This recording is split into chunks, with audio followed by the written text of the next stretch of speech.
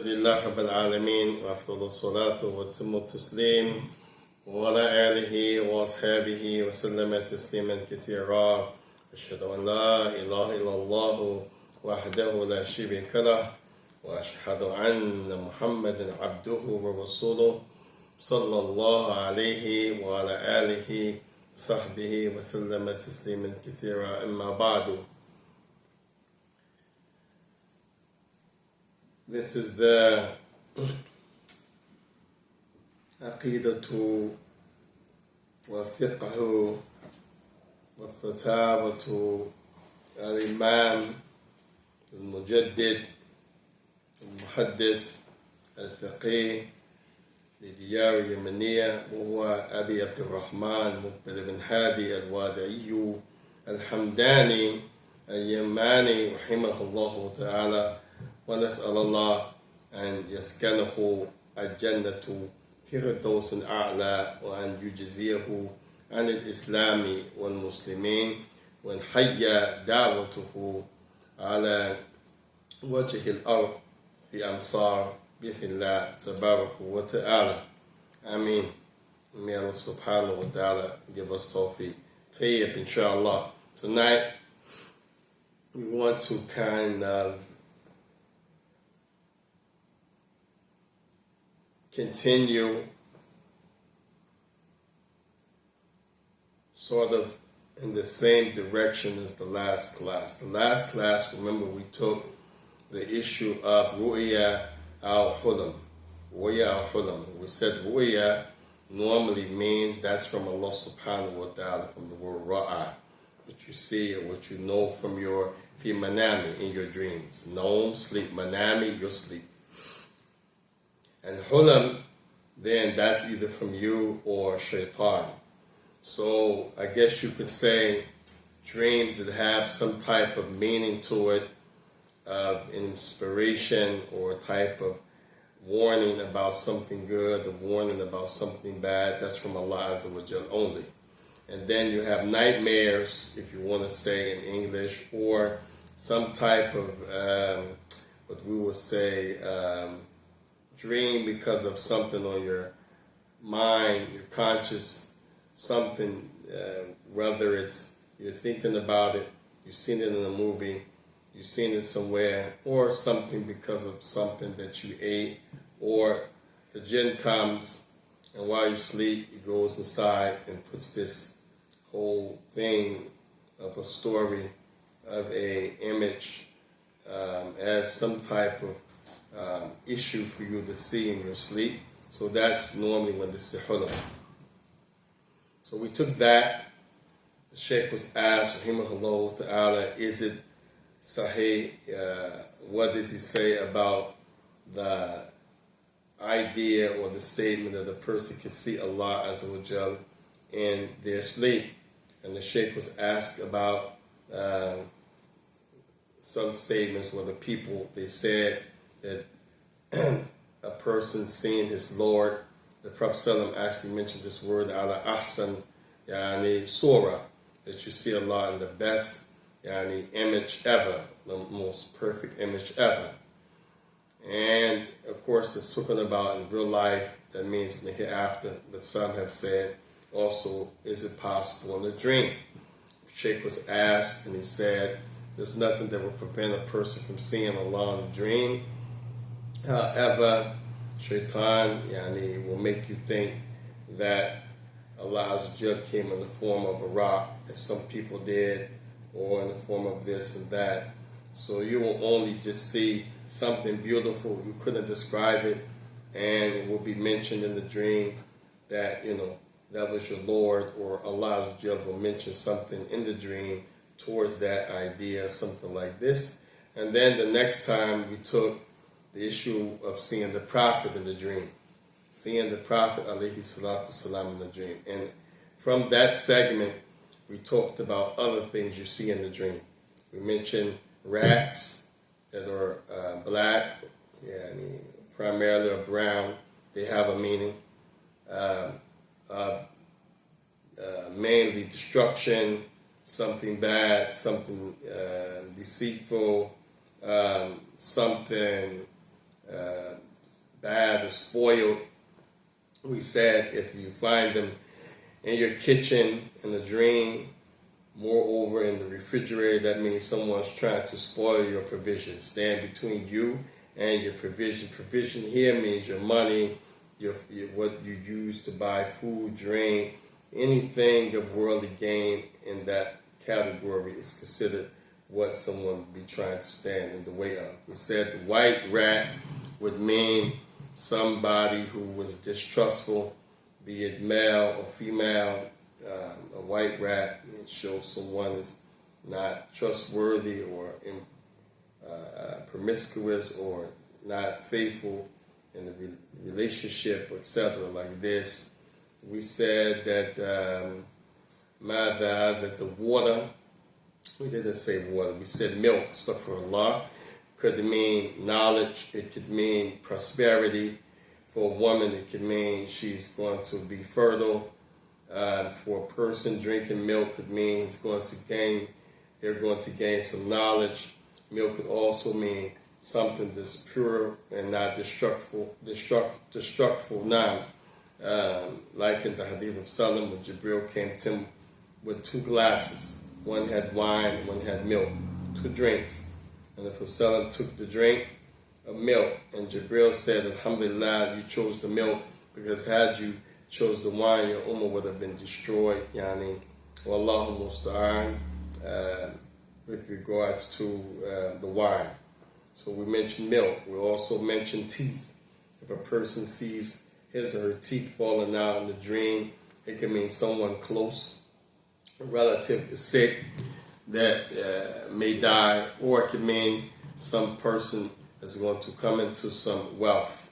We also mentioned Mada Barakallahu Fikum, the lion, depending on a person's situation or a person's connection with Allah wa Ta'ala. The lion, if a person is strong in their iman, and strong in their ibadah, and strong in their reliance on Allah, and strong in being repentant, then the lion means that person is strong. That person is strong, and to keep up the strongness, keep up the repentance, keep up the wuthuk, bainahu wa bain Allah azza wa jal, his tie and his relationship between him and his Lord subhanahu wa ta'ala. If the person is sinful, then if the lion is chasing him, it could mean that his deeds of badness is trying to haunt him. That his evil deeds are out to ruin him. And if he is chased by that lion in that state, and he manages to kill the lion, then this means, inshallah, he will be able to escape the bad consequences and the haunting of his bad deeds. But if the lion, on the other hand, gets him and bites his head off, for example, then that means his sins are going to destroy him. These are some of the benefits that we had from the last class in the Fiqh of Imam Muqbil bin Hadi. So tonight we want to go further with regards to these dreams, because a lot of these dreams, if you have a bad dream, a lot of times it's tied to somebody who is masur. They have been plagued with magic, or they have been possessed by jinn, the jinn. So we want to go from that avenue, inshallah ta'ala, tonight, from some of the benefit of the Imam Muqbil. And this is from his, it's on his website, it's taken from his books, question and answers. We'll do the best to give the resources of Allah most time.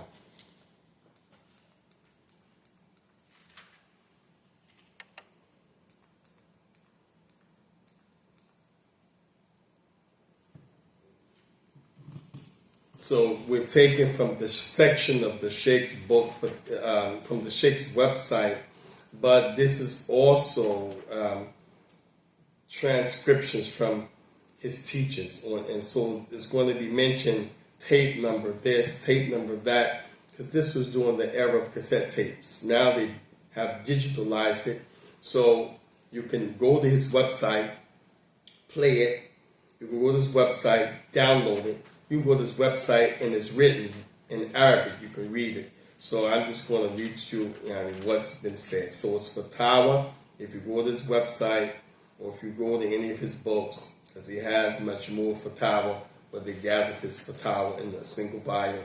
He has other books and works. So here's Fatawa, Tib wa Riqah. Tib wa Riqah. This is the Sheikh's question and answers concerning Tib, healing, and Riqah, and using Quran and Hadith, reading over a person, which we call ruqyah. So this is Fatawa in spiritual and medicine, I guess we'll say prophetic healing.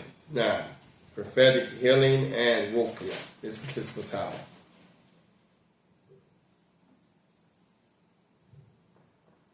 The Sheikh, it was asked if they can musruhi. If a person is masrur, from suh, masrur.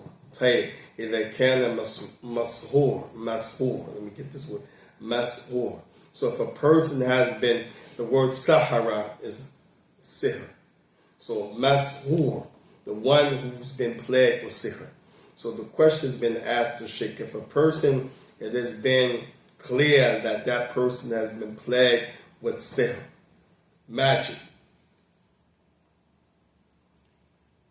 and the person thinks who's treating him, the person who's doing the ruqyah over the person who's doing tib, this is a type of treatment, thinks that that person has ashara jinn.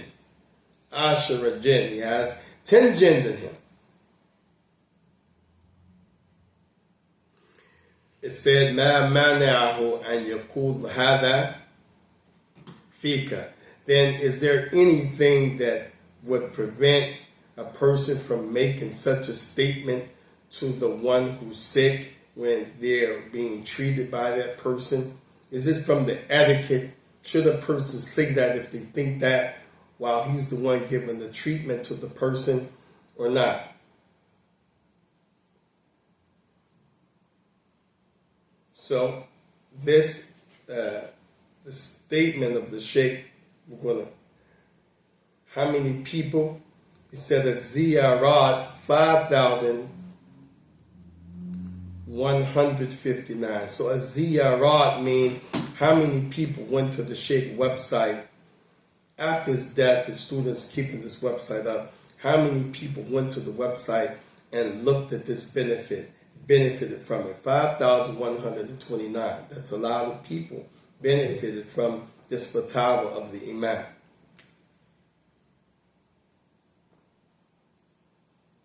So now we're going to read the full question and the answer. It said, Nasu su'ali. Nas means the written text, and su'al, the question. So the written question is as follows. إذا كان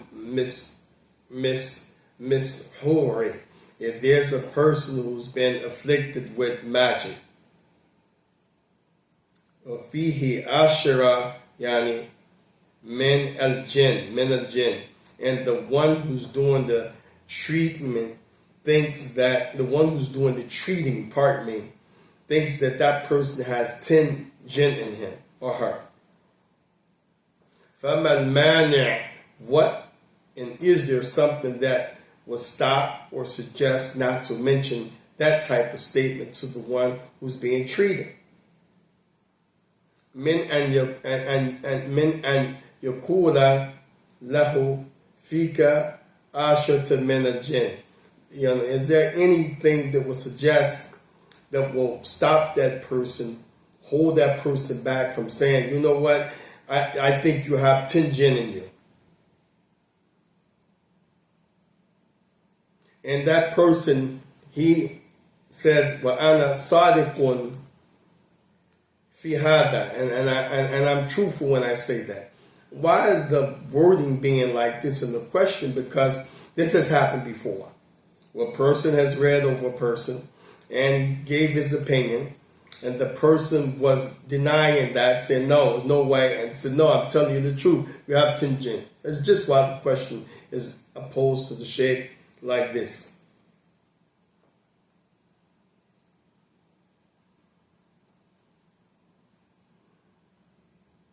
So the person who is being treated says, no, I only have one jinn. You're lying.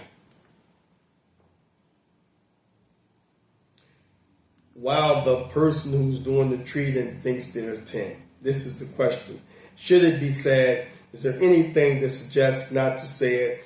Any type of etiquette or anything that you can tell us, Sheikh, that will stop a person, disencourage a person from saying that while he's treating the person who needs to be treated?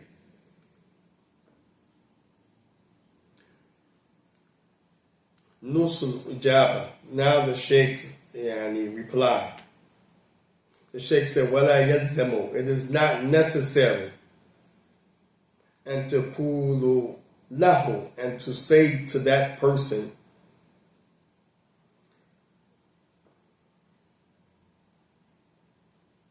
he said it's better. It's not. He said, حَتَّى فِيكَ وَاحِدًا. تَقُولُ لَهُ. He said, rather, hatta here is like meaning instead of hatta تَقُولُ لَهُ فِيكَ وَاحِد. He said it's better even if you think there's 10 to say that it's one. Because you're going to give that person hope. If you say you have 10 jinn in them, they're already, sick, they're already, struggling. You're going to take all the hope away from them, and you're going to probably frighten them more. The Sheikh said, it's better to say, Anta bi khayra. Inshallah, you'll be okay. He said, Anta bi khayra, inshallah. If Allah wills, you'll be fine. He said, and tell that person, وَاشْتَشْفَى بِإِثْنِ اللَّهِ. And you'll be cured. You'll be, by this treatment, you'll find some relief by the permission of Allah. Give the person hope. Tell the person, even you think they have 10, you have one. Because the discussion may come up. How many do I have? Some people said I had 10, or I was read over before, and I heard all of these voices on the recorder. They said it came from me. How many jinns do I have in me? The question is asked. You say, wow, how many voices did they hear? And you start giving numbers. The Sheikh said no. It's better to say you have one jinn. Give them hope. Inshallah, Allah will give you tawfiq. Allah will heal you. You'll find some relief, inshallah.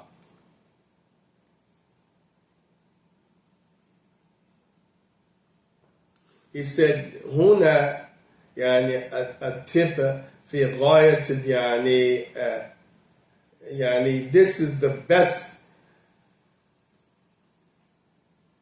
He said في غاية من الحب. This is like the highest way and the most loftiest way to show some love to the person. You have to show compassion. So he said this is one of the best ways to show compassion, that you don't make it seem so bad. Don't take the hope away from the person as a person who's treating the one who's sick.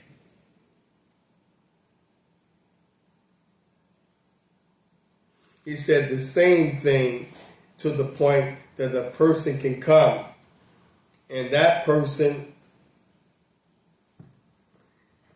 can, he said, by the same person, yati bihi shoksun bimaradu sultana. He said, by the same token, when you talk about giving hope to the person, just like in this case, the person has magic, and they're told they only have one jinn versus 10. You give them hope. Likewise, a person may come to someone who's going to treat them by reading Quran, by reading ayah, by reading hadith of the Prophet, dua, and he says, you know what? I've been diagnosed with cancer, Sheikh, he says.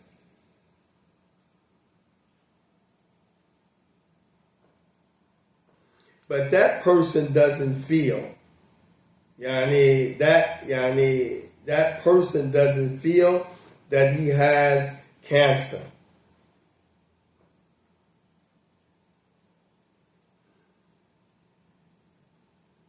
But maybe that person in the near future, he will get some type of test to tell him you really have cancer. Because you don't know the unseen. You may think you don't have cancer, but that person may go in the future and it's really discovered that he has cancer.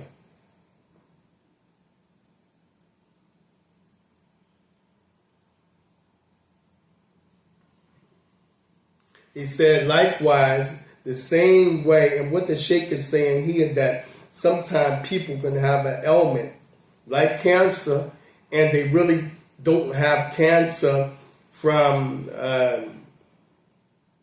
a medical standpoint, or the doctor may run tests and say, we don't see anything wrong with you, but you have a lump, you have some pain with the lump, you have something going on internally, and the Raqi, this person who's doing tip on you, he can tell you that's from sihr. And he may read and treat and read, and it may go away. By the same token, that person may think that is something that's from sihr.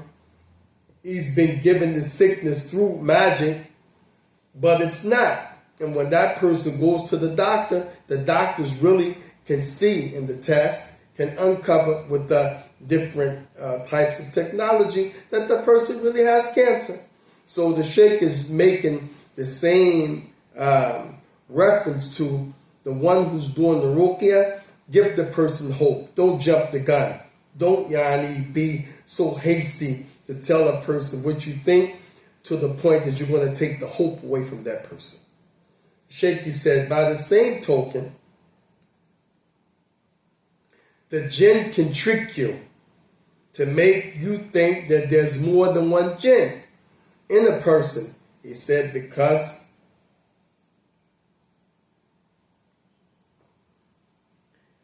the Sheikh said, فَتَارَةً يُكَلِّمَهُ بِصَوْتِ الصَّبِي. Sometimes you hear the jinn speak in the voice of a child. Sabi means a child. He said, وَتَارَةً, taratan means at times. وَتَارَةً بِصَوْتِ كَبِيرٌ, and other times with the voice of a person who's an adult. وَتَارَةً بِصَوْتِ الْمَرَأَةِ, and other times the voice of a lady. So you may be reading of a person, and sometimes the jinn, you'll hear the voice of a child, the voice of an adult, the voice of a lady. The Shaykh said, وَيَظُنُّ أَنَّ فِيهِ, so the Raqi would think, that person, based on the different voices that he heard, the child, the adult, and the woman, لَهُ ثَلَاثِينَ جُنَّةً, he has 3 jinns in him. Sheikh Muqbil said, وَلَيْسَ فِيهِ إِلَّا وَاحِدٌ, while he in reality only has 1 jinn in him. But the jinn himself has the ability not only to speak in different tongues, different voices, but the jinn has the ability to يُلَبِّسُ عَلَى النَّاسِ حَتَّى يُلَبِّسُ عَلَى الرَّاقِ, to the point that he can not only deceive people, but he can deceive the one who's reading and trying to do some treatment for the one who's sick. And this is very important, that the Raqi, from what the Sheikh is saying, number one, he gives hope to the one who's being treated. The treater, the doctor of medicine, the doctor of any type of profession, whether it's herbal medicine, holistic medicine, spiritual healing, acupuncture, the doctor of mental health. Give hope. And we're not saying lie to the one who's being treated, to the client, to the one who's sick, but you give hope. Don't jump the gun with an opinion. Don't jump the gun with something that will strip all of the ambition for the one who's sick to go forward with treatment and to believe that Allah subhanahu wa ta'ala can give some shifa, if He will, subhanahu wa ta'ala.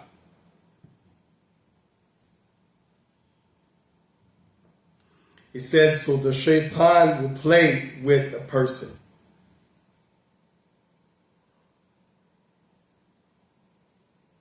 And that the shaitan will make that person exaggerate the issue or to reach far and wide as opposed to being patient, meaning by jumping the gun.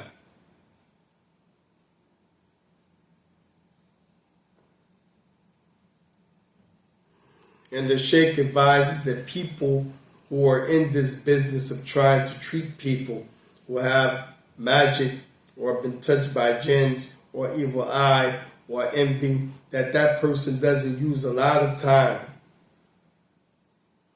trying to figure out or to diagnose or to come up with his answer. Just do some treatment for the person and leave the rest to Allah Tabaraka wa Ta'ala. Some people spend so much time on this that they don't even get a chance to achieve what they sought out to achieve in the first place. Wallahu musta'an. In other words, you're trying to help the person, not to hurt the person in any way. And if you take hope away, if you make the person more afraid than confident that there'll be some type of success in the treatment, then in fact you did more harm than good. And the Sheikh, he said, people sometimes spend more time with this than seeking ilm. People spend more time with reading over people, doing ruqyah, diagnosing, giving their opinion for people who need help than seeking ilm. And the Sheikh is saying that because what's most sought is to seek the ilm. The Sheikh, he said, and the shifa fil baytillah, shifa fil baytillah, that the cure for all of these things is in the house of Allah. Now imagine the Sheikh is talking about a house that's full of knowledge, like during his time, in his village, in his markaz, Damaj. Not a house that's empty. How are you going to get some healing and treatment in a house of Allah that doesn't have any activity? There's no salah, there's no durus, there's no ahl al-ilm, there's no musallin, there's no people to pray, there's no people of knowledge. So the Sheikh is not talking about the mere structure. The healing is just going, sitting in the masjid. He's talking about a masjid, hayyu bi'ilm, wa hayyu bi al-fatawa, wal hayyu bi al-dhikr, hayyu bi tilawat al-Quran, wa bi al-salawat, wa sunan. That masjid that has activeness in the salah, in the masjid, there are classes, durus in the masjid, fatawa in the masjid, question and answers in the masjid, kutub being taught in the masjid. This is what the Sheikh is saying, as opposed to being on call when someone has a problem with jinn or magic. You go and you're reading and you're reading and you're diagnosing and you're reading and you're diagnosing, but you don't spend the proper time seeking ilm. This is what the Sheikh is saying when he says, Ash-Shifa fil Baytillahi, that the cure for all things in this regard is in the house of Allah, meaning where the knowledge is and the people are active in that knowledge and in that worship to Allah subhanahu wa ta'ala.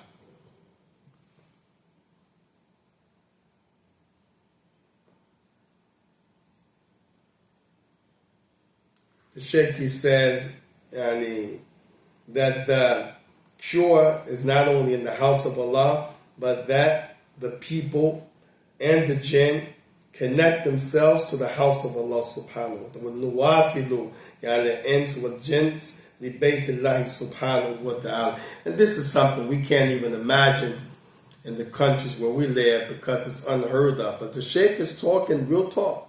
And I remember one time we went to Dars, Allah Musta'an, and right in the middle of the Dars, the person just made this loud, like, scary, eerie, weird, like, outburst. Imagine the Sheikh is giving the Dars, and then the person says real loud, and the Sheikh is on the mic. You have thousands of people in the Dars, and the person says, it just fell out. Everybody who was close around jumped up, went around him, fanning him, this and that. This is during time Sheikh Muqbil had died, and he said, no, Sheikh Muqbil was alive, but he was in Saudi getting his treatment. So the Sheikh Yahya said, Dars, we got a lesson, like, ukhruju kharij, take him outside. Nahna fi darshi ikhwan. He said, we in our lesson, we're not going to get distracted and stop what we're doing for this. Take him outside, let him get some air, help him continue the dars. And the people, they did that. So this is what the Sheikh is saying. The most important thing at any rate is the knowledge, seeking the ilm. That's the only way you're going to have tools to combat anything is the ilm al-nafi', the knowledge of the deen of Allah, tabaraka wa ta'ala.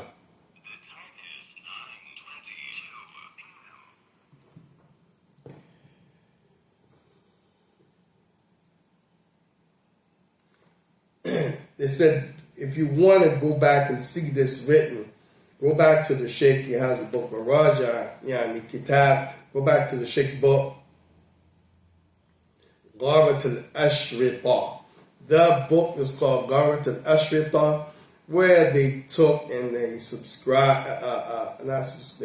ascribe transcription, the Sheikh's talks, and it's a book called Gharat al-Ashrita. It's actually a book that they published when they transcribed this issue, the section of tip, Mada Ruqa, the section of medicine and treatment in that book.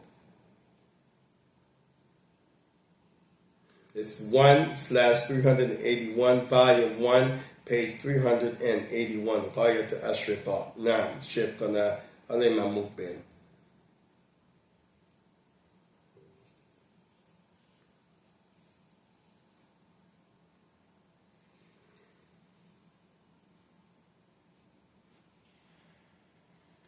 Now, the next one we're going to bring, inshallah ta'ala, has to do with what surahs do you read? What surahs do you read over a person who's being treated for jinn possession? Or a person may be stricken with black magic. Or the person may be stricken with ayn, evil eye. Or the person may be stricken with hasad, envy. What do you read? Because many people said in the field that you just read. There's no particular thing to read. There's difference of opinion in this field, in this subject matter, in the science, just like in any other department of knowledge, science, and so forth. So they're asking the Sheikh, what do you read for a person who's sick? Al-mamsusin, mamsus, masah. Mamsusin, those who are touched by the devil, touched by a jinn.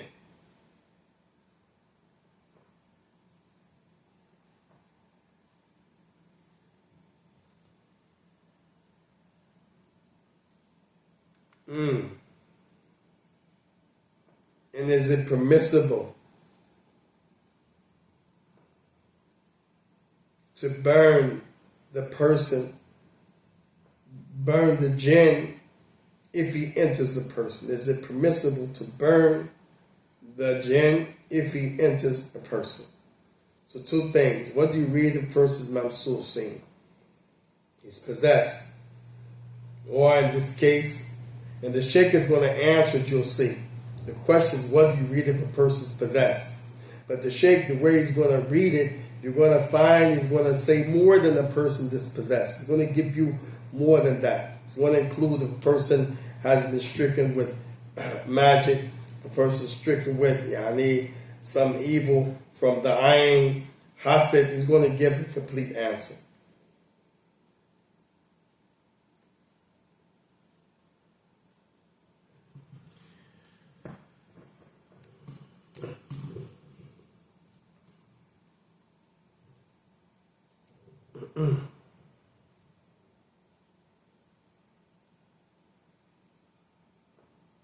The Shaykh Nusul Ijaba, the actual reply, the Shaykh, he said, Yakra ayatul kursiyu.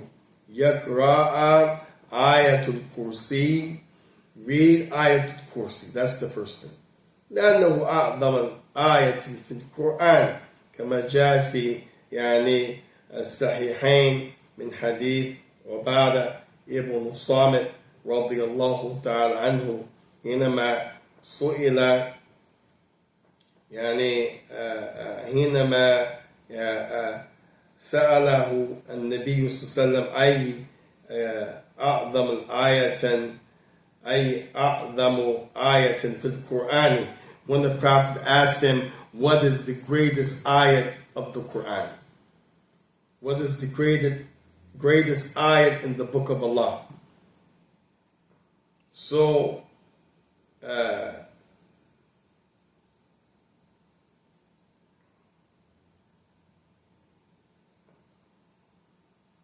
not Ubadah ibn Son, I meant to say Ubay ibn Ka'b. Correction, Ubay ibn Ka'b, not Ubadah ibn Son. So we asked him, Abu Mundir, is his kunya, what is the greatest ayat in the Quran? And remember, Ubay ibn Ka'b is from the ulama of the Sahaba, from the ulama of the Quran, from the ulama of the Qur'an, from the ulama of Tafsir. He's an alim in this area. This is his specialty. The Prophet asked him, therefore, Ayyu a'zamu ayatan fil Qur'ani. Ayyu a'zamu ayatan fil Qur'ani. What is the greatest single ayat in the Quran? He said, Allahu wa Rasuluhu a'lam. He said, Allah and His Messenger knows best. Shaykh Fawzan, he said about this hadith, that the companions, whenever they said Allah and His Messenger knows best, don't think that it means they didn't know the answer. He said, because sometimes they said it if they didn't know the answer, and other times they said it if they wanted mazid al-ilm. إذا أرادوا مزيد العلم من النبي صلى الله عليه وسلم قالوا الله ورسوله أعلم. If they wanted the Prophet to give further knowledge, to elaborate more, to give additional knowledge that they didn't have, they would say Allah and His Messenger knows best. And that's clear in this case because you think Ubay didn't know. Ubay bin Ka'b, the alim, the mufti, and the mufassir, the alim in Quran with tafsir, one hadith, an alim like this, he doesn't know. This is like Islam 101 in this section. This is ground level for ulum al-Quran, to know what is the greatest ayat of the Quran. That's like what is the greatest surah of the Quran. So Ubay, he said Allah and His Messenger knows best, and then the Prophet asked him again, and then Ubay bin Ka'b, he said, Allahu la ilaha illahu al-hayyul qayyum. And the ulama, they said this means ayatul kursi, because also the beginning of Ali Imran starts like that, Allahu la ilaha illahu al-hayyul qayyum. So you have to say ayatul kursi when you mention the ayah. If you say Allahu la ilaha illahu al-hayy al-qayyum, you could mean that ayat by itself. As Imam Jalaluddin Suyuti, he took the opinion, him and his Shaykh Jalaluddin al-Mahali, that Baqarah has 287 ayat. 287. While if you count in the Mus'haf, the 286th ayah is wa'fu anna wa'fu lana warhamna anta maulana fansuna al-qawm al-kafirin, the end of the ayah. La yukallifu Allahu nafsan illa wus'aha, the beginning of the ayah, 286. So where did they get 287? They said, Allahu la ilaha illahu al-hayy al-qayyum ayatun wahida. That's one ayat by itself. الذي جاء في آية الكرسي وفي بداية ماذا في بداية آل عمران. Then they said لا تأخذه سنة ولا نوم له ما في السماوات وما في الأرض إلى قول الله تعالى وهو العلي العظيم. To the end of that ayat, they said that's the second ayat. They divide ayatul kursi that we normally say is ayatul kursi into two parts. Allahu la ilaha illahu al-hayy al-qayyum ayat. La ta'khudhuhu sinatun wala nawm, the second ayat to the end of that whole what is considered ayatul kursi. So Jalaluddin al-Suyuti with Jalaluddin al-Mahali ذهب إلى أن في سورة البقرة 287 آية, that there's 287 ayah in Surah Al-Baqarah versus those who say 286. Why? Because they said Allahu la ilaha illahu al-hayy al-qayyum is in two places. It's one ayah in Ayatul Kursi and also in Ali Imran. So therefore they take that as one ayah, and whatever comes after there's another ayah, including La ta'khuduhu sinatun wala nawm, ayat thani, another ayah. So what's the point? When you say Allahu la ilaha illahu al-hayy al-qayyum, many scholars say you must identify it as ayatul kursi. Don't just say that ayah, because that is also an ayah in Surah Ali Imran. And when Muqbil bin Hadi said that, the Prophet said, Sadaqta ya Aba Muqbil, you have spoken the truth. So Shaykhuna Muqbil mentioned the ayatul kursi from the beginning of what you read when a person has jinn in them, or the person has magic, or the person has evil eye, or the person has envy, or the person has any other type of sickness that you're trying to read something upon that person, read ayatul kursi. He said, one mu'awwadhati. Normally you hear one mu'awwadhataini, meaning al-falaq one nas. He said one mu'awwadhati. That means the two surah that have falaq and nas in it. The surah that have falaq and nas in it, because you say a'udhu bi rabb, you're seeking Allah as a just protection. So read those two surah. Some scholars add wal ikhlas. Some scholars add wal ikhlas because it comes in the hadith when the Prophet was stricken with magic for 6 months. Jibril came to him and told him to read those three surah. Ikhlas wal ma'awwadhataini, the two surah Falaq wal Nas. Here the Sheikh he just mentioned ma'awwadhataini, but we'll add Ikhlas as well. Read those three surah. So ayatul kursi, from the beginning to the end, or if you take the position of Jalaluddin al-Suyuti al-Mahali, ayatul kursi, and the second part, which is la ta'khuduhu sinatun wala nawm, which some scholars consider the second ayat, and the first part, which is Allahu la ilaha illahu al-hayy al-qayyum, is ayatul by itself, and then ayatul kursi is la ta'khuduhu sinatun wala nawm, to the end of wa huwa al-'ali al-'azim. So read that whole thing, and the three ayats, I should say three surah, pardon me, Ikhlas, Falaq, wa Nas.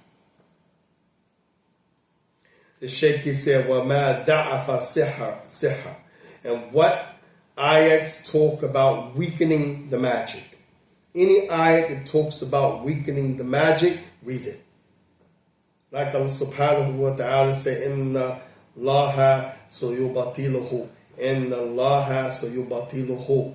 Allah, Inna Allaha, Allah will yubatilu, Allah will weaken and make it, break who the damir refers to sihr. Allah sayubatiluhu. Allah will break the spell, Allah will weaken the spell. So you will read the likes of that ayah. Inna Allah la yuflihu sahiruna. Inna Allah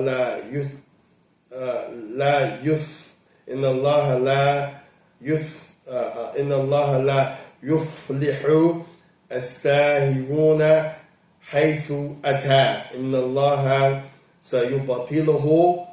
Inna Allah sayubatiluhu wa la yuflihu as-sahiruna haythu ata. And the whole ayat is Allah will break the spell, and the magicians will not be successful when they come to put the spell on you. The ayat, the Shaykh is making the point. Read that ayat, for example. Anything that will weaken, any ayat where the word, literally Allah is talking about breaking spells, read that ayat over the sick one who has been bewitched.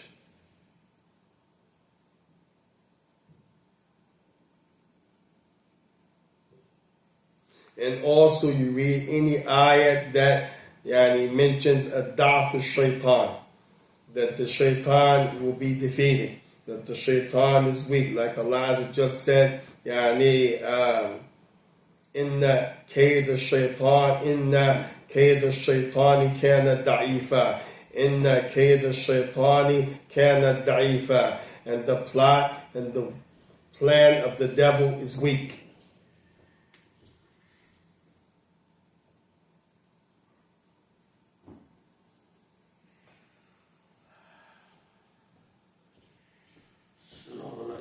The Shaykh, he also welcomes salam.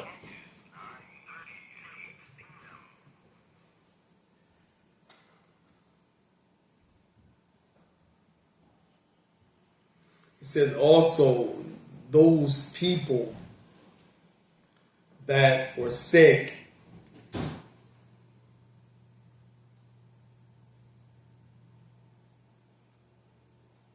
that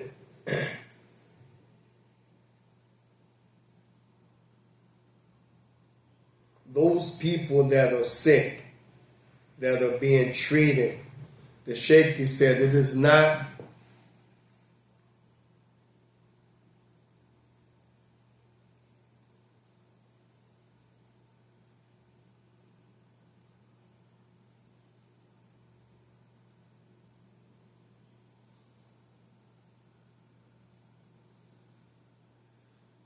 the Shaykh, he said, with regards to taping these sessions, because some people, they tape the sessions.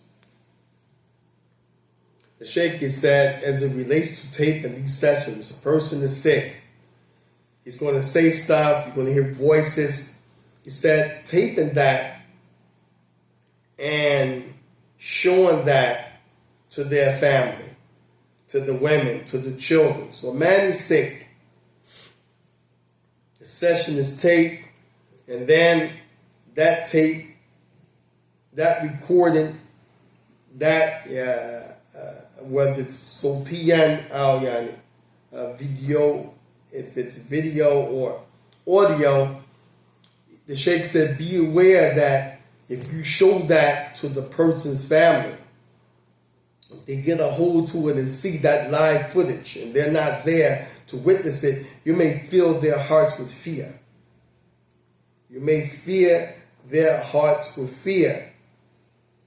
The women and the children that don't know about that issue, they know the person is sick, but to see that in action, they hear the jinns talking, the different voices, they see the person's body shaking and turning and twitching and all of this. They didn't see that before. They know something is wrong. They may have seen some signs of stuff, but they hear those voices, they hear those things that they never probably heard before. You may fill their hearts with fear, the Shaykh said. And Nisa was Sibyan, the small children. Sibyan means small children. And the women, you're going to fill their hearts with fear. they're going to be afraid of the jinn. And then why does the Shaykh mention this? The Shaykh is mentioning that there's no need to tape it and to show this to them, because you're going to make them have khawf min al-jinn. The idea is not to be afraid of the jinn. The idea is not to be afraid of the jinn.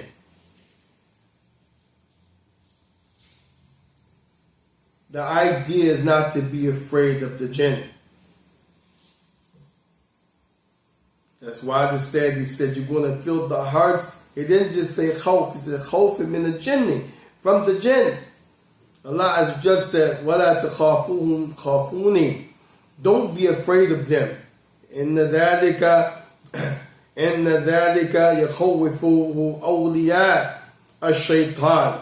And the ones who make you afraid like that is his helpers and him, the shaitan. Allah said, فَلَا تَخَافُوهُمْ خَافُونِي. Don't be afraid of them. Fear me, إِن كُنتُم مُؤْمِنِينَ, if you are true believers. I know that's difficult.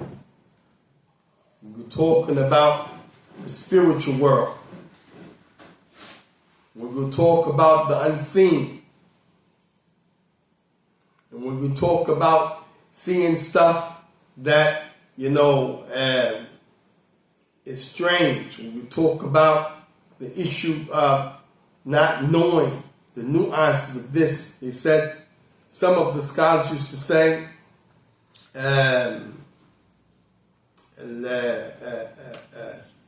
الجهل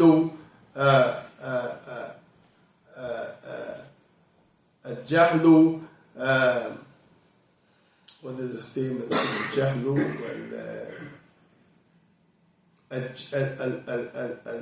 الجهل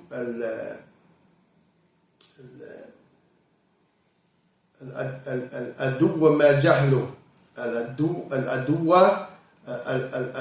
ما جهله. Said the thing that's your enemy is the thing that you're afraid of. What you don't know, that's what you're afraid of. Like they say, being afraid of the unknown, being afraid of the dark, being afraid of the unseen. It's real. But from Iman is not to be afraid of the jinn. And it's like dogs, for example. If the dog senses that you're afraid, that dog will try to attack you. That dog will come at you. And I've had situations where I experienced that. The dog was big. I'm talking about like a Rottweiler. He's on the other side of the street. I'm walking, I look over and see him. I start reciting Ayatul Kursi. But I controlled the inside. I controlled being afraid. I controlled panicking. And the dog just started running down the street, never crossed towards me. He was looking at me. Another time, I was with somebody. Who was I with? I was with somebody walking. These dogs were in like a little country back alley, and they were coming.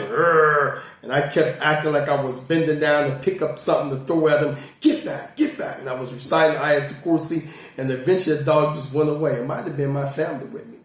In South Carolina somewhere, in Charleston somewhere. So what's the point? Jinns are like that too. Humans are like that too. You can walk through a crowd. If people sense you're scared, somebody might do something to you, kick your foot, push you. But if you walk through that crowd and people feel a sense of that person's brave, that person is not afraid, they might say, don't mess with that person inside. They might say, you know what? That person, we don't want to test that person. But if they sense some fear, they could, smell that you're afraid, subhanAllah, they will bother you. So this, the Shaykh mentioned, and we ask Allah subhanahu wa ta'ala to guide us right, to protect us from the evil of the evil one when they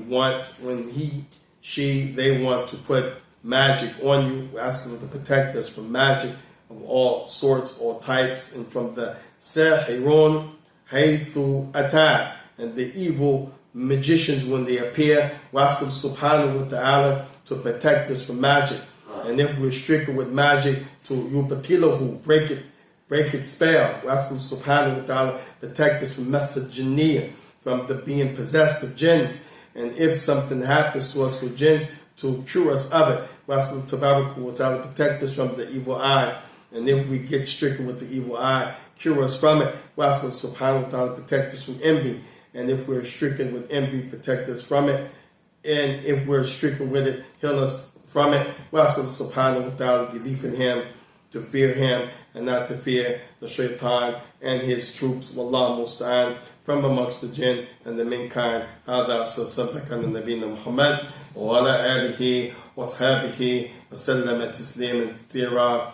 And this also was taken from the Sheikh's book, غاية الأشرطة. Now, in the same section, the chapter of Tib al-Ruqa from the book of Imam Muqbil rahimahullah ta'ala. Alhamdulillah. ونسأل الله سبحانه وتعالى التوفيق. صلى على نبينا محمد وعلى آله وصحبه وسلم تسليما كثيرا.